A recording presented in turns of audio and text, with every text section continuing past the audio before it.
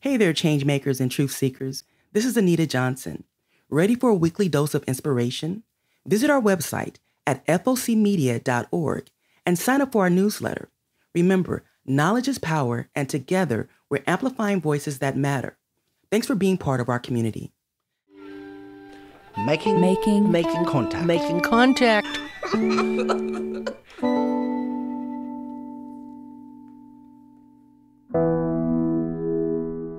I'm Amy Gastellum. You're listening to Making Contact. Today, we're revisiting a story we first published in 2023. It's about criminalized survival, or how survivors of intimate partner violence become entangled in and punished by the criminal justice system. And I was like, wait, we're putting women and survivors in prison for fighting for their own lives. That's journalist and survivor Natalie Pattillo. Together, she and cinematographer Daniel Nelson made the award-winning documentary film, And So I Stayed. We interviewed them last year, and today we're sitting down with Natalie again. There is a lot to catch up on. A lot of it is good. Stay with us.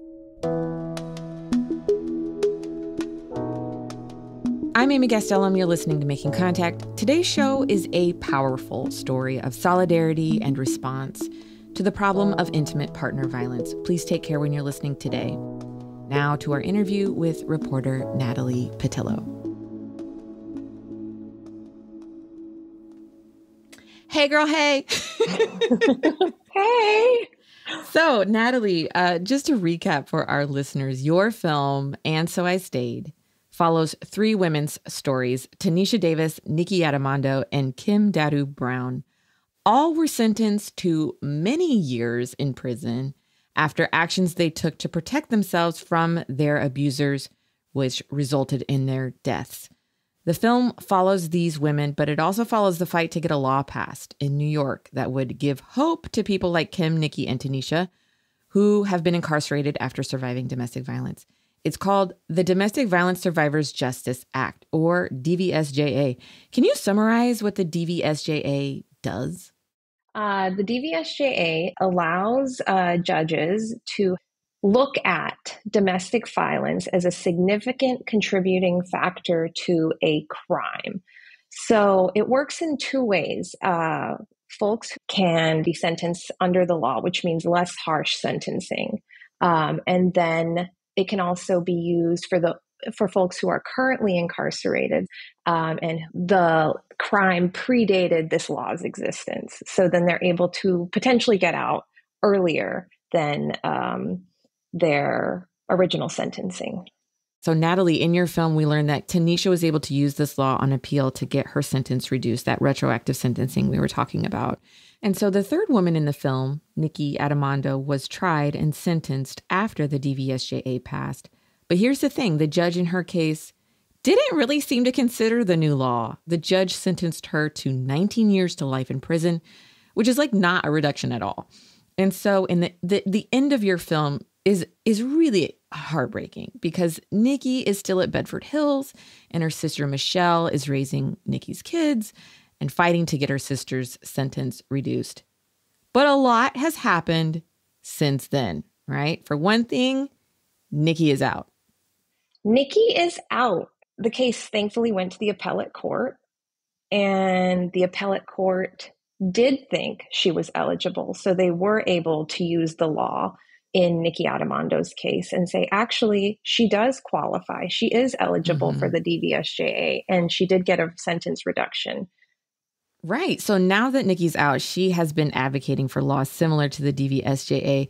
Here's some audio from an Instagram post that she made with her sister, Michelle Horton, in March. They are cozied up on the sofa in their living room. As you know, the only reason I'm home right now is because of the DVSJA. So a law passing like this in Oklahoma would have the potential to help hundreds of incarcerated survivors. And the survivors in Oklahoma really need this. We were told that Oklahoma has the highest rate of domestic violence in the country and also the highest number of incarcerated women. Obviously, those two things go hand in hand. So what we need to do right now is to encourage Oklahoma senators to say yes to Senate Bill 1470. Okay, so update here too. This Oklahoma law, girl, it passed. So how did it feel to watch this law pass in Oklahoma? I mean, honestly, of all states, like, to be frank, it just doesn't come to mind as like Oklahoma will be next. But the organizers in Oklahoma have worked very hard. So I talked to Alexandra Bailey to get some more information about this. She is a senior campaign strategist with the Sentencing Project.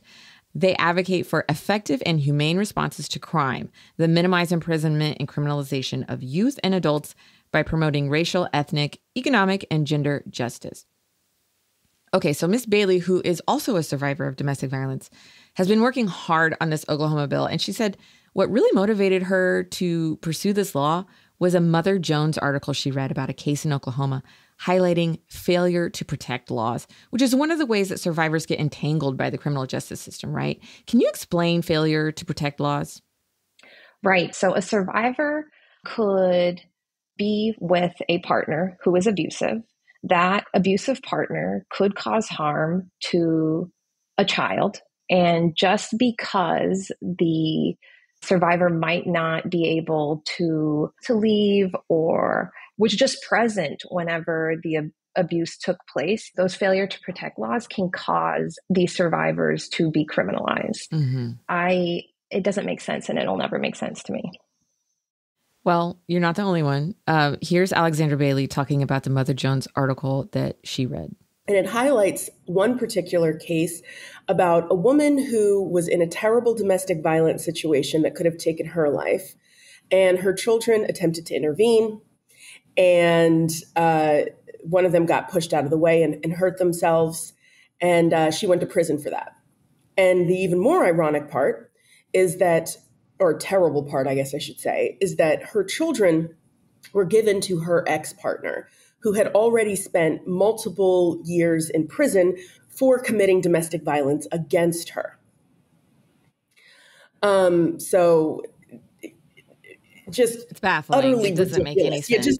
You can't. It's like you eat too much ice cream and your brain no longer functions. So this was 2022, and in this Mother Jones article, Alexandra saw Colleen McCarty's name. She's the executive director of the Oklahoma Appleseed Center for Law and Justice. They connected, Alex secured funding, and together they created a coalition to write a law that used New York's DVSJA as a template. The coalition included representatives from tribal nations because Oklahoma is Indian country.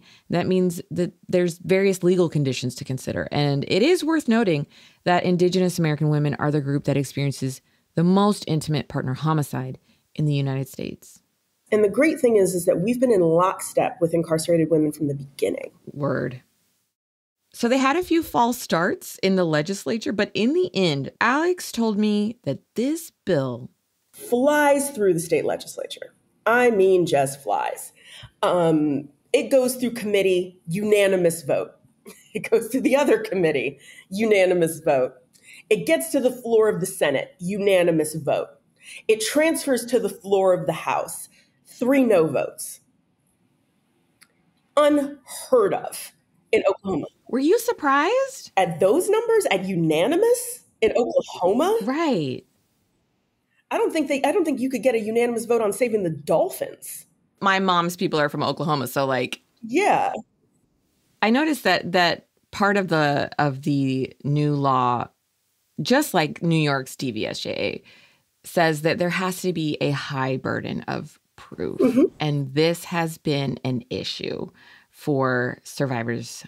So the latest National Domestic Violence Hotline survey showed that of survey respondents who called the police for help with a domestic violence incident, almost 40% actually felt less safe after calling the police, and that 12% of respondents never even called the police in the first place because they're afraid the police will take their kids or end up arresting them or deport them or make a violent situation worse.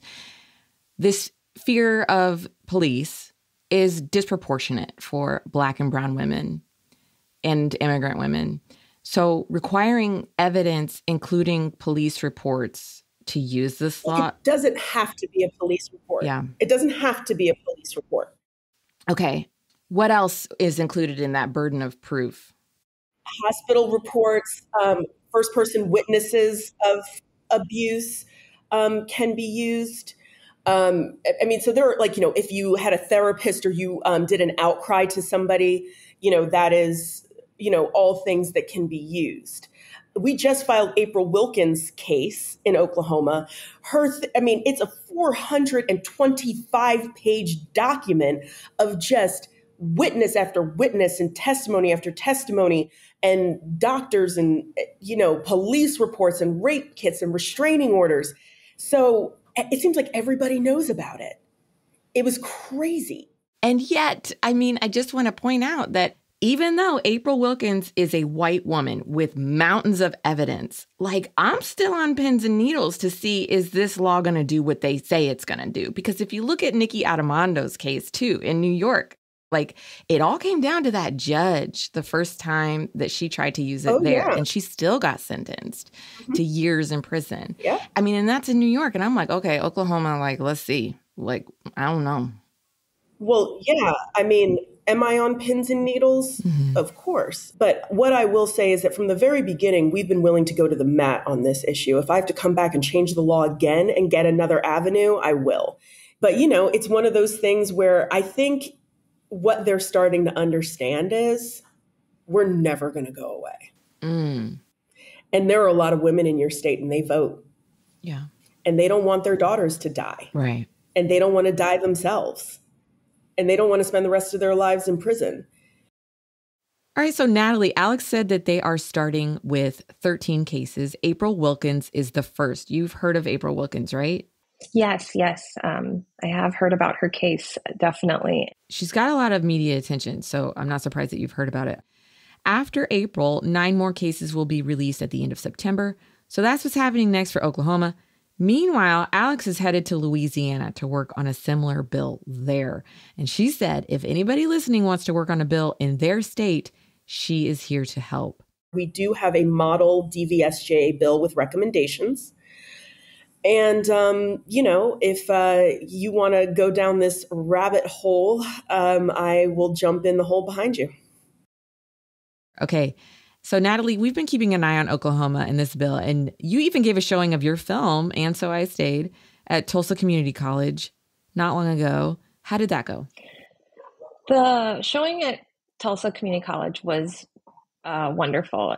So one fan of your film wasn't able to make it to your showing, but she had already seen it because she rented it on Vimeo. And that is Amanda Ross, April Wilkens' niece. Amanda has been advocating for her aunt for about 10 years. She was only 7 when her aunt was sentenced to life in prison after she shot her longtime abuser, Terry Carlton, soon after he had handcuffed, beaten, and raped her. And I asked Amanda how she got to know her aunt April, given the fact that she was in prison when Amanda was a child. Here's Amanda.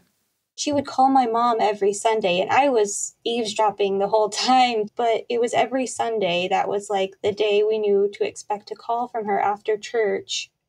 Okay, so Amanda said that besides these weekly phone calls, she and her aunt sent letters and eventually emails back and forth. She said April was really caring and just a really sweet person. And she never mentioned her case and always asked about Amanda's life. Growing up, Amanda's family supported April. But the message that Amanda got about what happened was kind of confusing.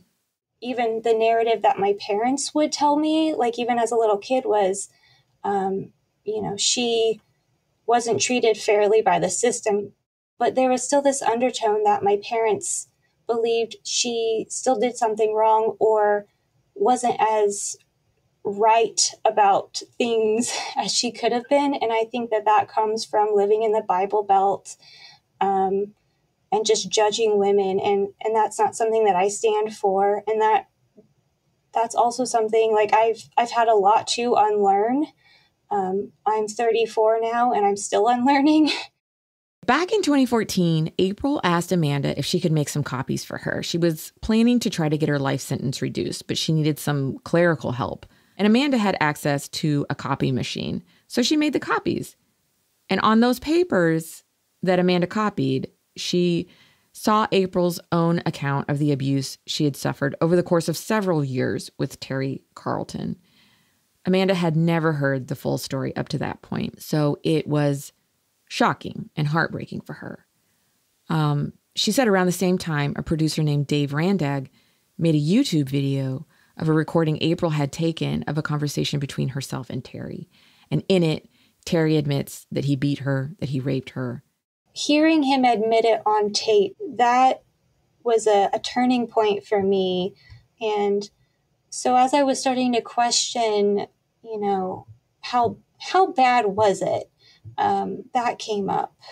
It's kind of funny because when you're in it, like when it's your family, you don't think to even Google things. Because you think you have the story. Yeah. Yeah. And I didn't hear that until my 20s. And I don't think my mom and dad had heard it either until recently. But it wasn't played at her trial either. I don't think the jury got a full picture. I know the jury didn't get a full picture. Amanda said that all of that paperwork, that copying her aunt's story, it did not do anything. April's sentence was not reduced. That was 2022. So yeah, that was very disappointing. But right around that same time is when Colleen and Leslie entered the picture too. So it really took off. It was like a domino effect after that. Colleen and Leslie are lawyers with the Oklahoma Appleseed Center for Law and Justice, a leading force in the coalition that Alex Bailey mentioned. And they didn't make any promises. They were very clear, like, we don't know if we can help your aunt. And she said, if we can't get April out, we can maybe help other people. Given everything you're saying about all the unfairness that you witnessed firsthand from the state of Oklahoma, were you surprised at how kind of efficiently the Oklahoma Survivors Act went through the process? I didn't expect it for sure. It's very weird, but looking back, Oklahoma is weird. We stop there. Yeah, we don't fit normal stereotypes sometimes. How we have tribal governments that have to interact with Oklahoma, and Oklahoma also is very into those stand your ground laws, and self-defense, but it didn't seem to work in April's case. So why doesn't it seem to work for women? But I think that this just speaks also to the fact that there's a domestic violence problem in Oklahoma that affects everyone across party lines. And at this point, I'm wondering who doesn't know someone who is incarcerated at this point because of our high incarceration rate. What's April's response to this act becoming a law been? How's she doing? I think this is the first time she's seen the finish line, so to speak. It's given her and others a lot of hope. I'm excited to turn it over to her, this narrative, I've been posting online for her on social media, and I'm excited to let her drive the boat, so to speak, on her own story. Yeah.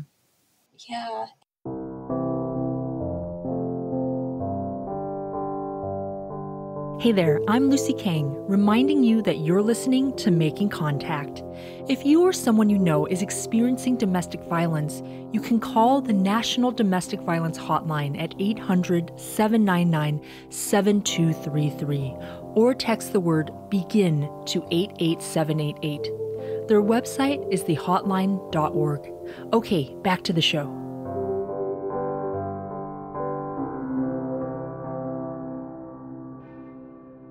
I'm Amy Gastelum. You're listening to Making Contact. We are back in the second half, again talking with reporter Natalie Pattillo. So, Natalie, remind me, what year did you start reporting about criminalized survival? In 2015, Amy. So, oh my God. Yeah. That's been a while. It's been a long while. It's been a long while. And I remember, because you and I go way back. Yeah. Full disclosure, you and I go way back. But I do remember that at the time you were really frustrated because there was pretty much no data, no numbers to stand on in terms of How many people were incarcerated for actions resulting from IPV situations? And I know that as a journalist, having data is everything. You cannot report on what isn't proven. It was really frustrating. It was like, here is this issue that I am hearing through my reporting isn't anecdotal, isn't like, oh, a one-off, isn't something that happens sometimes in one community. And I'm like, well, where's the data? There was nothing for me to look at on a national level of how often this was happening. Well, guess what, girl? They did it in California. I know. It was so exciting. I was like, wow. They did that. They actually went through everything. As you know, Stanford University's Criminal Justice Center launched the Regilla project a few years ago. And so this group of faculty and students has conducted a research project to better understand exactly this, criminalized survivors of intimate partner violence. I'm Debbie Mukamal, and I'm the executive director of the Stanford Criminal Justice Center. She told me that back during COVID lockdowns, they had invited the journalist Rachel Louise Snyder to talk about her book, No Visible Bruises, What We Don't Know About Domestic Violence Can Kill Us. Well, Debbie told me that Rachel had the same exact complaint as you, that there was no data on criminalized survivors. And so that really fired up Debbie and David Sklansky, the faculty co-chair, to take some action. And they were like, we can do that. Like, we can get this data. So here's Debbie. And very quickly, we brought Andrea in as a gender violence expert. I am Andrea Semino. I am the director of research for the Regilla project. So Natalie, Andrea told me that they invited all of the people in California women's prisons who were incarcerated for manslaughter or murder to participate in this study. So they ended up surveying 625 people. And because of the way that housing is done in prison facilities in California, they included cisgender women, trans women, and trans men.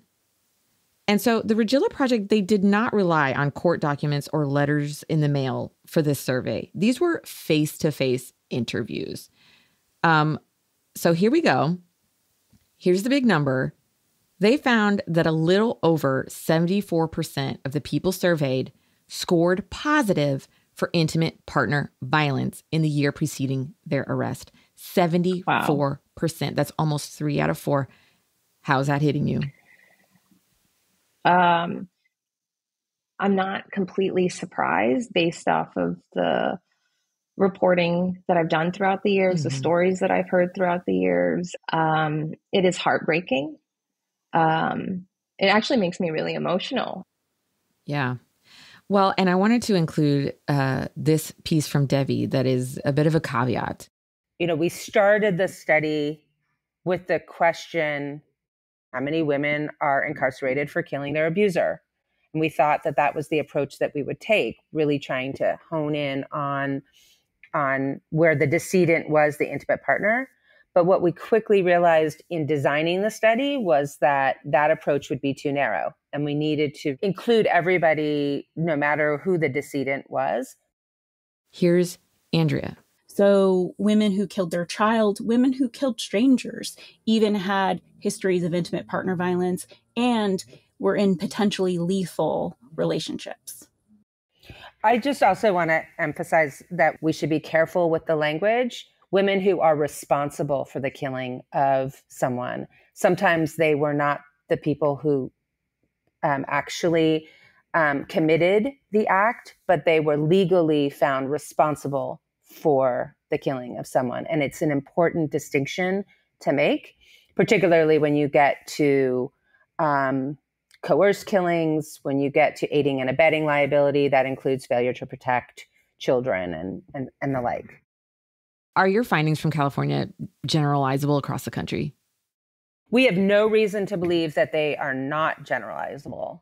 In fact, we believe that things could be more stark in other states, given that California does have included in our legal paradigm different accommodations for people who have histories of intimate partner violence in our evidence law, in our parole law.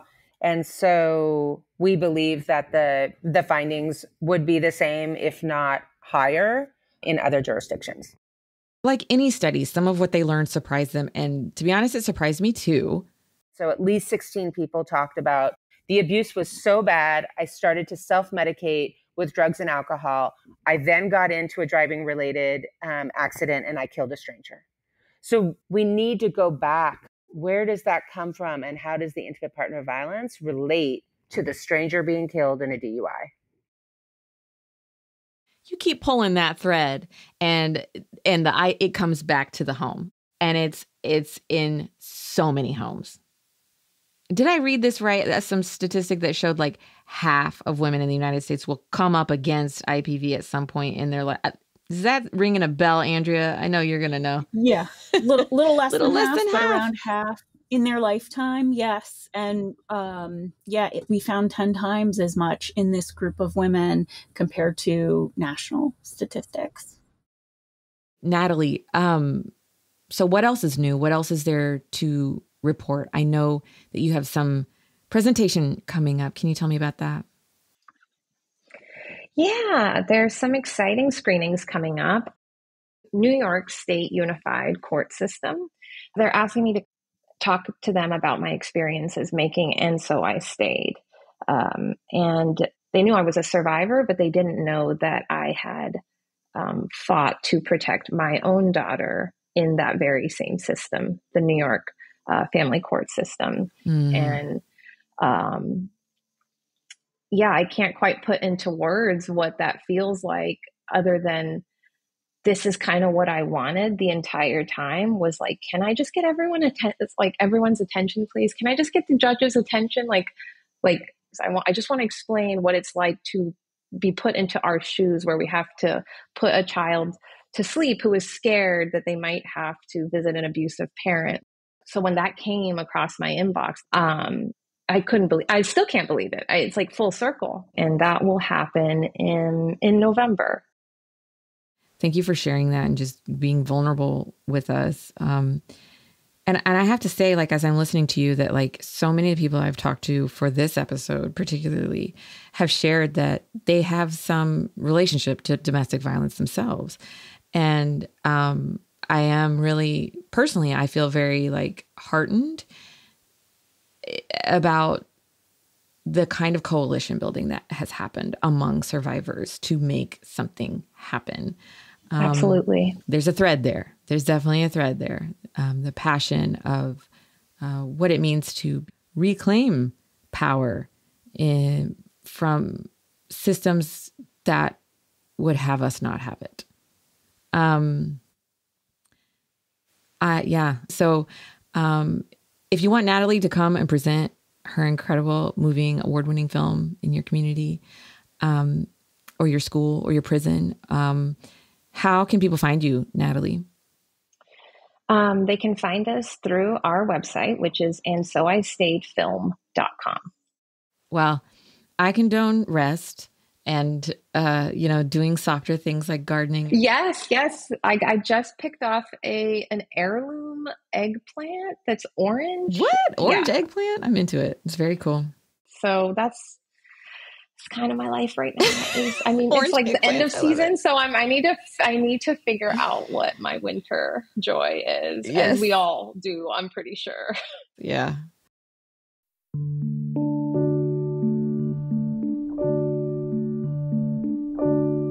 I'm Amy Gastelum. You've been listening to Making Contact. If you or someone you know is experiencing domestic violence, you can call the National Domestic Violence Hotline at 800-799-7233 or text the word BEGIN to 88788. Their website is thehotline.org. If you want to learn more about any of the groups or advocates you heard about in this episode, you do not need to frantically write down everything you're hearing. Just go to our beautifully updated website, focmedia.org, where you will find links in the show notes. Until next week.